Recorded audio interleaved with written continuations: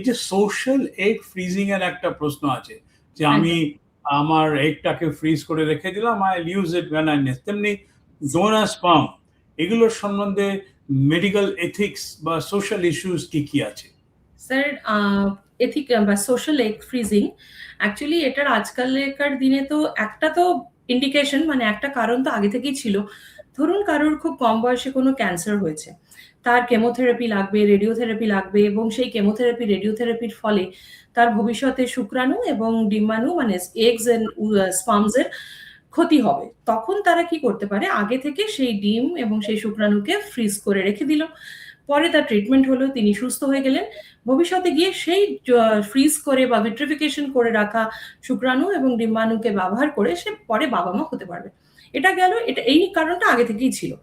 আরেকটা যেটা আমাদের মডার্ন লাইফের কারণে এগেন যেটা হয়েছে, যে আমরা আজকাল আমাদের প্রেগনেন্সি, বিয়ে সবকিছুই ডিলে করছি, কারণ আমাদের কেরিয়ার আছে, আমরা রেডি নই, আমাদের ফ্যামিলির ফাইন্যান্সিয়াল দিকটাও দেখতে হয়। তো কি হচ্ছে, এই যে আমাদের লাইফের যে ডিফারেন্ট টাইম লাইন, সেটার সাথে আমরা আমাদের প্রেগনেন্সি ডিলে করছি, বাট বায়োলজি মানে শরীরের যে বায়োলজি সেটা তো থেমে থাকে না, সেটা চলতে থাকে।